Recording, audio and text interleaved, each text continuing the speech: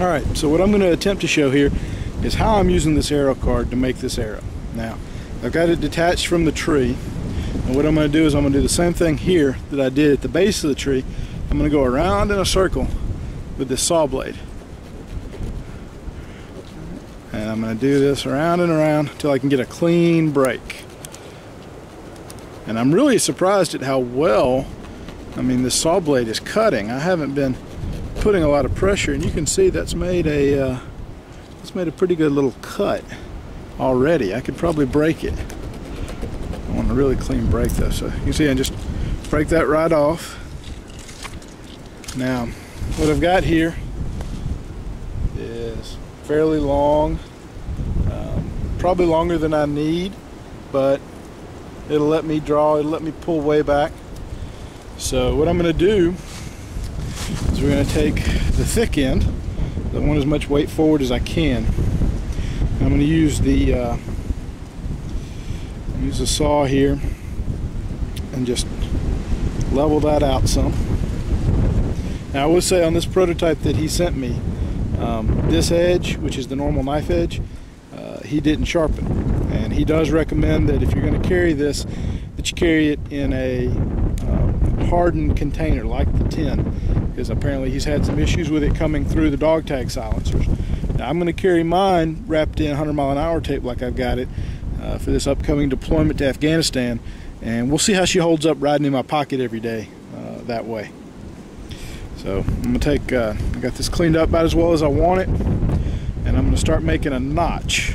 And this notch is where we're going to put the arrowhead when we spin it out. And we're going to get this notch about, I'd say about 1/4 to a 1/2 inch deep.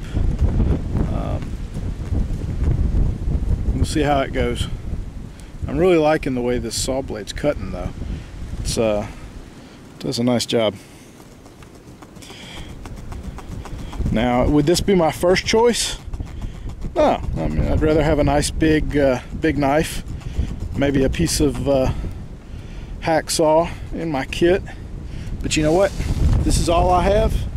This will work. And then, if this is all you have, you're in a situation where you really want it to work.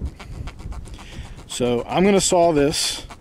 I'll let you know how long it takes, and I'll see you in a few. Alright, as you can tell, it's taken me about 5 minutes to get down with a notch about like that.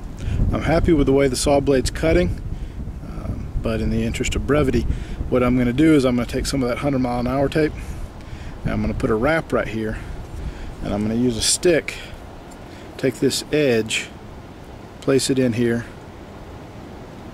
and I'm going to beat that down to where the tape is, and that'll let me split this, but the tape will keep it from splitting too far. So here we go.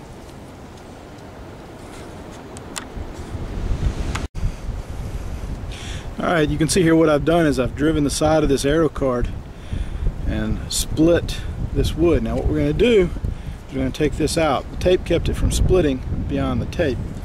We're going to twist this arrowhead out, which is actually pretty easy to do. There you go, got it turned to full revolution, and it comes out just like that. You wind up with this nice little arrowhead. Now, no, it doesn't have a sharp point or a sharp edge, but it's got a nice needle point there that I think is going to do an excellent job. So we're going to take this, slide it right in there, and that's going to be our arrowhead. I'm going to take some more tape. Get this to lay still for just a minute. Got my dog tags here. I'm taking pieces of 550 or 100-mile-an-hour tape off of it.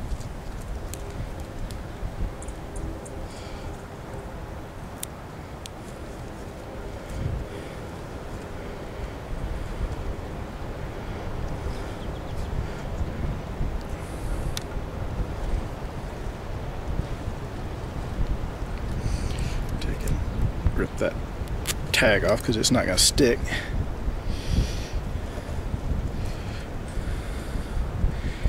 And there you have it.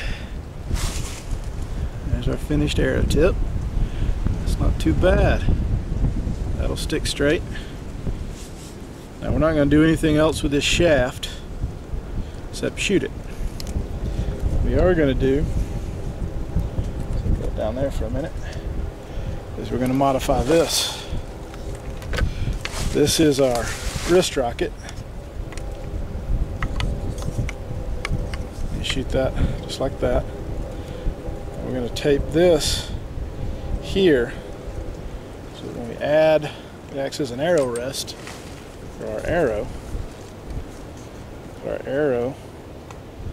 Yeah, definitely got to cut this off some.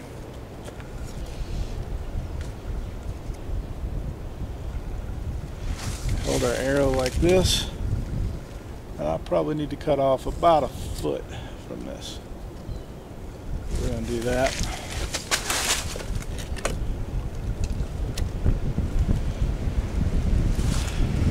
We'll take and cut this off here, right behind this knot. Just use the saw to go around it because I like to have a nice level base to pull against. Not really a knock, but I'm not knocking it on a string, so it doesn't really matter. Break that off. That's going to be all the arrow we need. Now I've still got this piece here. I can use it to light fire. I can grasp it like this, to cut with. So still a very useful surface. I can even, if I wanted to, slide this in here, use the inside to scrape away the bark if I wanted to peel this for some reason. So that works really well for that. So let's go see if we can find a target.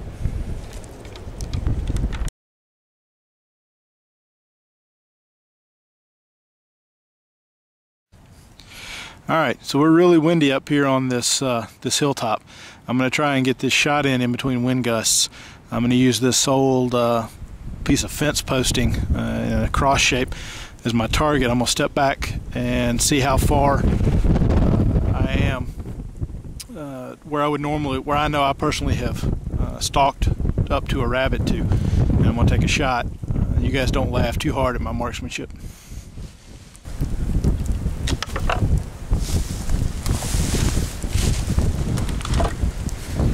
Alright, like I said, don't laugh too hard at my marksmanship. I was aiming there, and that's where I hit. I must say I'm impressed. What stopped this arrow was actually the shaft. I think if I'd taken more than 3 minutes to make this shaft, it probably would have done a lot better. But I must say that's pretty good penetration. Now, what it looks like happened is the arrow had actually slid back. Alright, and that's a function of not taking time to make this arrow shaft. But it stuck very well, and that would have been enough to at least stun a rabbit. And again, you know, if you're hunting rabbit, let's be honest, you've got your other survival priorities already taken care of. I'm a big believer in the rule of threes, meaning you got 3 minutes to go without air, which means you need to be prepared to do first aid. 3 hours to go without shelter, to include fire, or some way to regulate your environment, your body temperature. 3 days without water. Without water, you die. Water is life. And then you got 3 weeks, some of us have more than 3 weeks, to go without food.